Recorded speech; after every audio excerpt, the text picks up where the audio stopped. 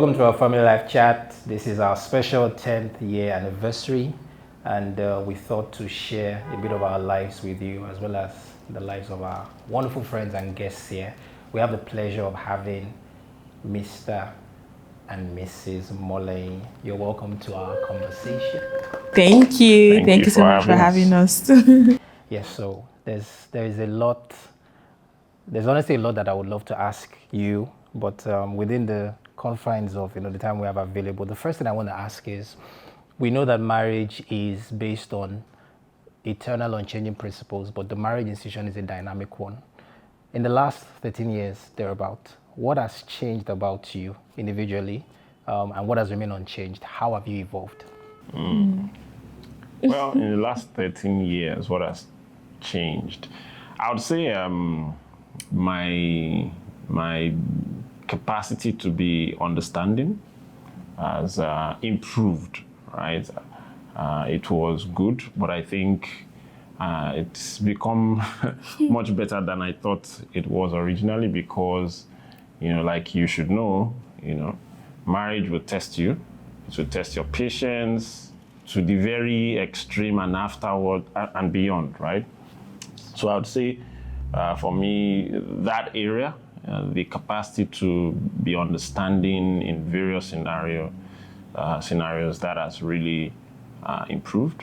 But fundamentally, as a person, in terms of my personality, and for her as well, in terms of our personality, what we didn't try to do was to change each other, right? The thing about marriage is you must know what you can change and what you can't change, right? You must be understanding around, okay, what you can work on and what you have to accept, right? And there are areas where we know that fundamentally, personality, fundamentally, even areas of shortcomings sometimes, some of those areas you learn to adjust to them and live with them. And instead of them annoying you, you actually learn to even operate from a place where it no longer annoys you, right? So I would say personally that, yeah, my capacity to be understanding, be patient with my wife, I think that improved over the years.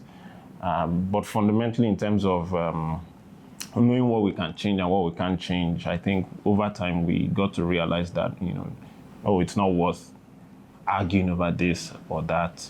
I guess I just have to adjust. So for example, a quick example would be, I don't really like going out much. She likes going out much.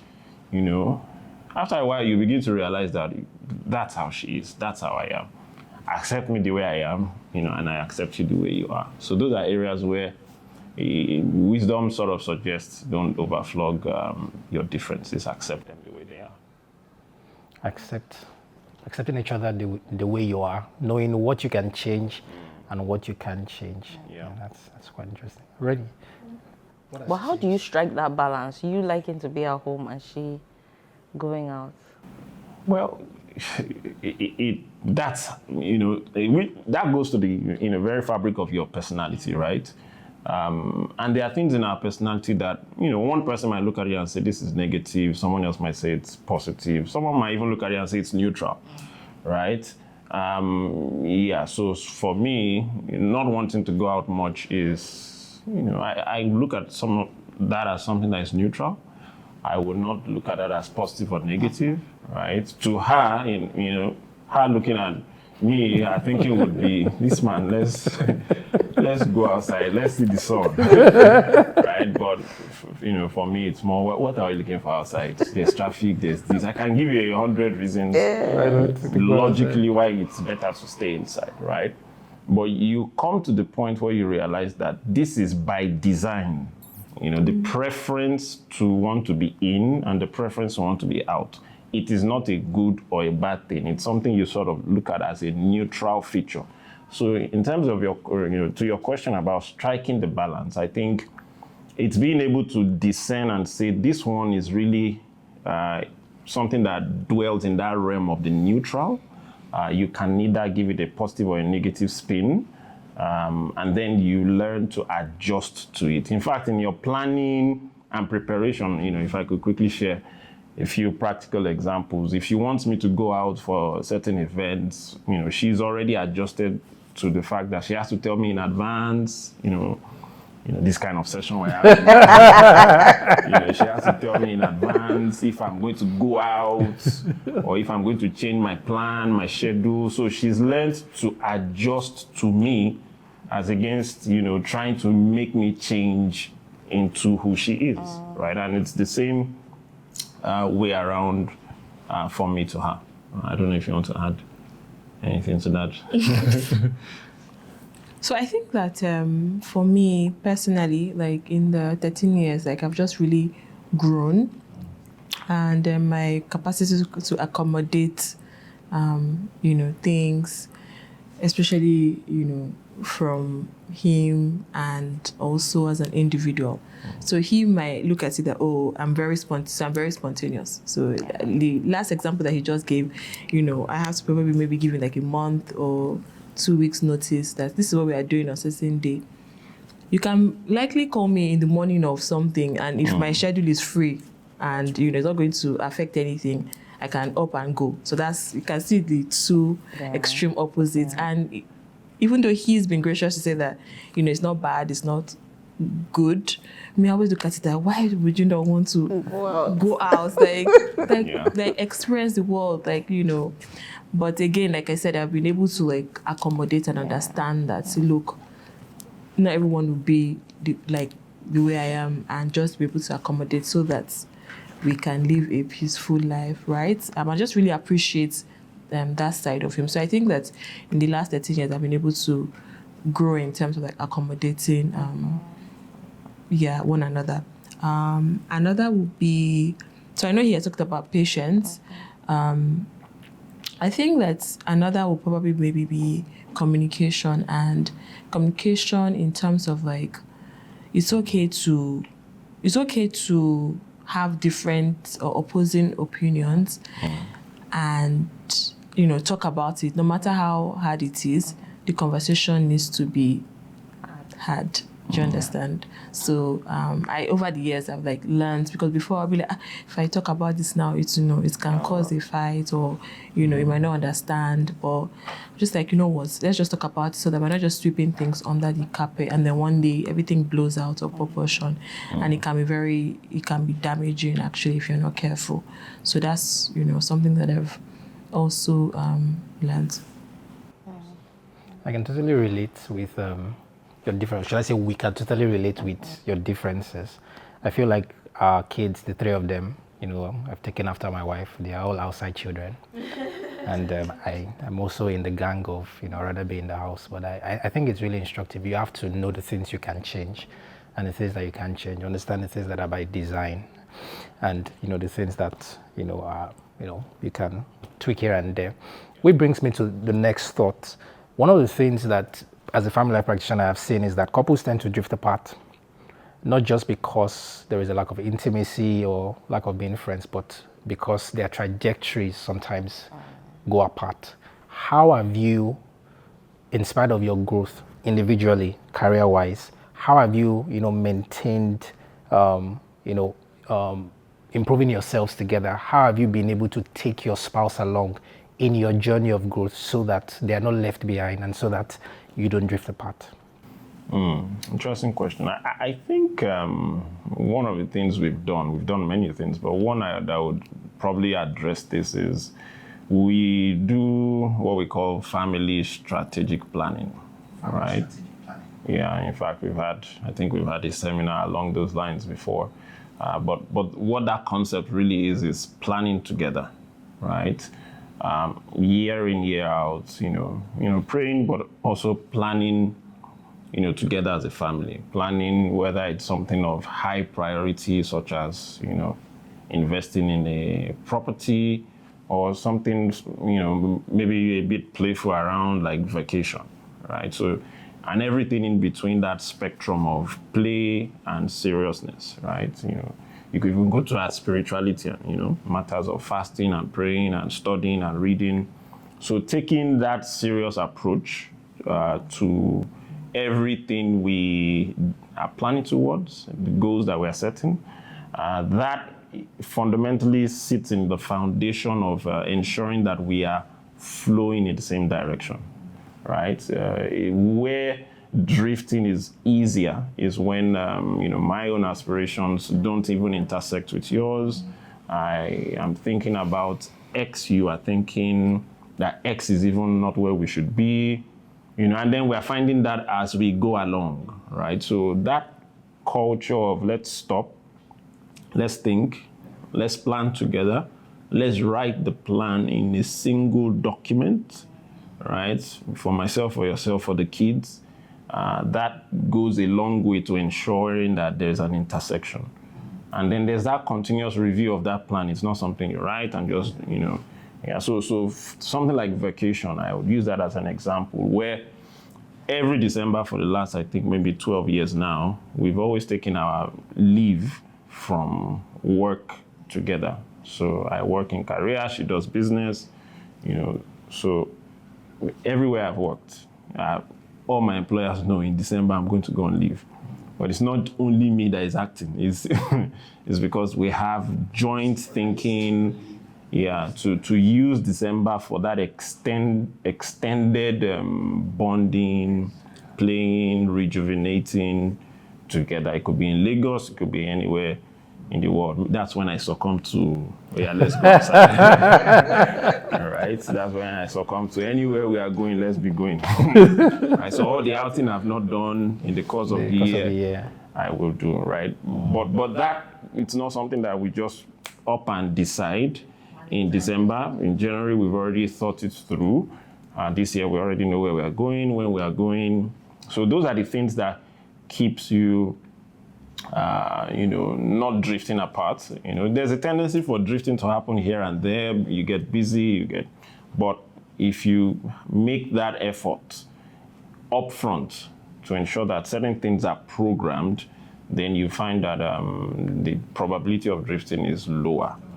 There are other things she does, planning date nights. I think that's an area where I tend to slack, but she covers those areas. Date nights.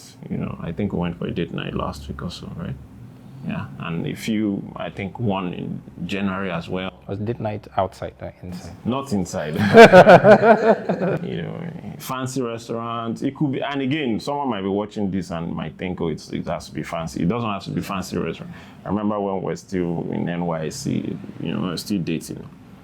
She once took me to Mama Put. Do you remember that Mama Put under one canopy? It was not even Mama Put, proper Mama Put. It was just one canopy. You just bend and you enter.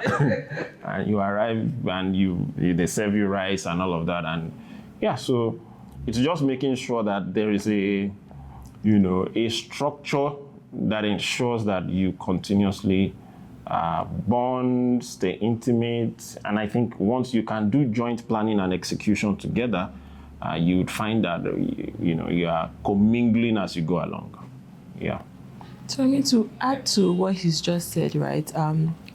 Also that he also is very intentional about during the day. So not just packing it till maybe December. So during the day at work, you just call to check up. How are you doing? How's your day going? Where are you at? I might just say, I'm on site, or I'm I'm in Lekki Phase 1. We have that inside joke every time that he calls me. I'm in Lekki Phase 1. So that, and then there's also this practice that we do, that we would see a movie almost every other night, or a documentary or a series, and we would, if it's a series, for example, we'll start something, and maybe it's a 10 series. 10 episode. Yes. We watch one tonight, and then the next day we are looking forward to it, or we're discussing it, or we're talking about it, or we watch a documentary. Usually documentaries. Yeah. So we watch the documentary. During the documentary we might pause, talk about it. Even after the documentary as well. So those are things that also bonds us together, that we've kind of done, and we've done it from the beginning of from day one, from when we just got married. We used to watch different types of documentaries. Did you always like documentaries separately, individually, even before you got married? I mean, they were. So for me, it wasn't I really liked them. It wasn't I used to watch them. It grew on you. It grew on me. So when he started So for example, like action movies, now I will not watch action movies. Like I won't go to the cinema and choose an action movie. Or on my Netflix, you will not see like action movies. But when he chooses the action movie, you know, I will eventually always like 100%. Like he's very good. He's great at choosing movies, right? I think that maybe that's the perks of staying at home. You're able Are you joking? you're able to really search the good ones so that when we are back, they can just say, "Oh, I found movies for us." And then so yes. So because it's also, we want to share a bit of ourselves as well. I think it's an area of growth where we can grow. We like different kinds of movies. Yeah. So sometimes when I want us to see something, my wife sleeps off on me. Sometimes. This is the action, sci-fi. I just want to relax if I'm watching a movie.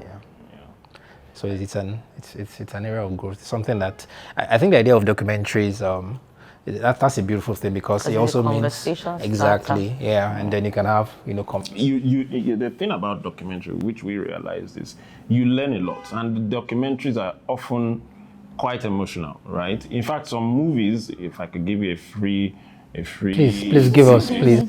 If you find a movie that is based on true life story, you know, it puts you in a position where, okay, if it's a woman that is struggling or a man that is struggling, you're sort of saying this thing really happened. You can literally pick your phone and Google it.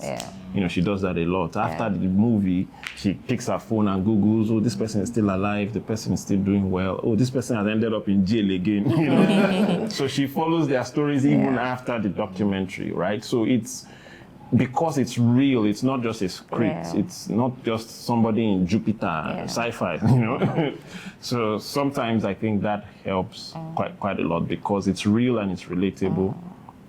It helps we learn a lot from those documentaries, So a combination of the long-term plans, December vacation, you know, goals and all of that, and then strategic planning, and then the little things like weekly. Alternate days watching a movie, you know, I think that's huge.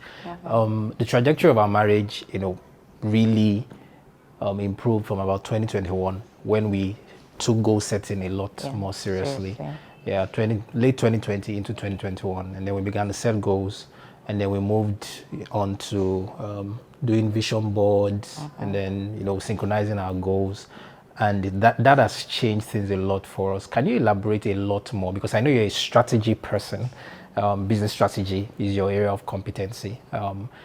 How can people, because people have this perspective that, you know, marriage is just, you know, let's just relax, just move with the flow, you know, let things just happen and all of that. A lot of people don't have the business, you know, perspective or business mindset towards marriage. How can you bring that same, you know, cutting edge, you know, purpose-driven, goal-setting, goals must be accomplished in the marketplace kind of mindset into your family, into your marriage? So the thing is, when you think about it at a very basic level, nations have strategy, right? If you think about a society like Dubai, I was once there for a strategy session with a company I used to work with. And we had one of the Emiratis do a presentation to us, and he showed us what was like a 2071 vision that they had, right? And those of us Nigerians, we were just wondering, do we even have a plan God when? for next week? Right? And but you could very clearly see how they had a roadmap to where they wanted to be, how they were linking it to the fact that oil was going to dry up or become less relevant in that future, and how they were going to diversify, right? If you come down beyond nations, organizations have strategy. And if you go to individual levels too, you also find that individuals also tend to have some, you know, New Year resolutions and goals. But I tend to find that the gap is the family space, when people tend to be individualistic even in family. Right? And so it's very important that families, you know, husbands and wives, think collaboratively together in terms of where they want to be. So for us, if we share a bit more practically, one of the things we did from year one is this culture of planning together. And from year one, we said, and I'll use a bit, you know, maybe one example of a housing project, right? In year one, we said, we want to buy or build a house in Lekki. It was on the go. right? And what that does for you, it recalibrates how you take actions. We are working towards something. So the argument about I want to buy a share B or this and that, it will not come up. It will be easy if I say, remind her that, see, this Ashwebi is one cement. It's one cement of the house.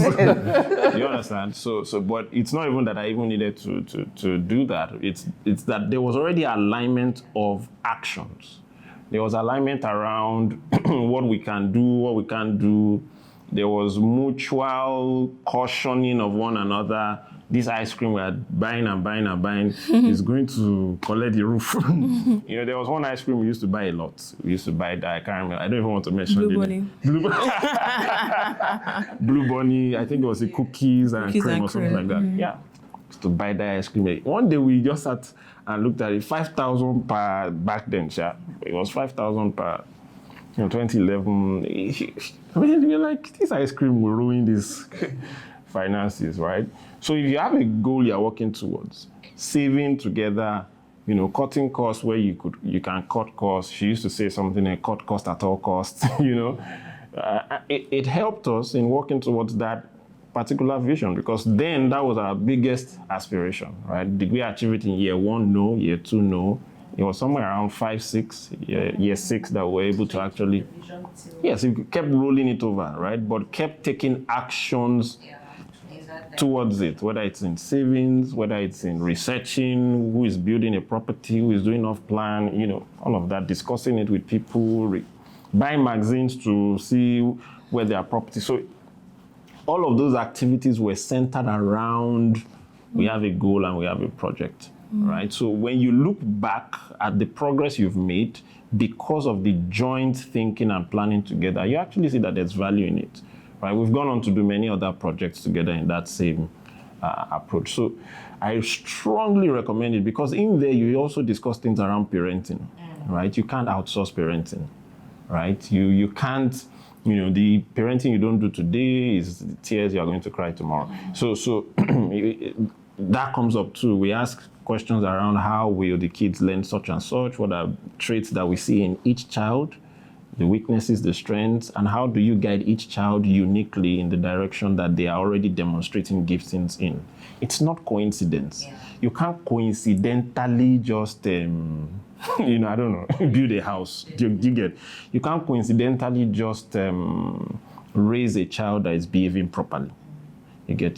Sometimes you see kids behaving in a certain way in public, and it's parenting that produces the results that you see in kids. So those things come through in there. So there's the romance side, though, the vacation and all of that, but there's the serious stuff in there as well. And we have different pillars we look at: spiritual, finance, business, career, relationships, investment, a number of other things. And yes, the various areas. Remarkable.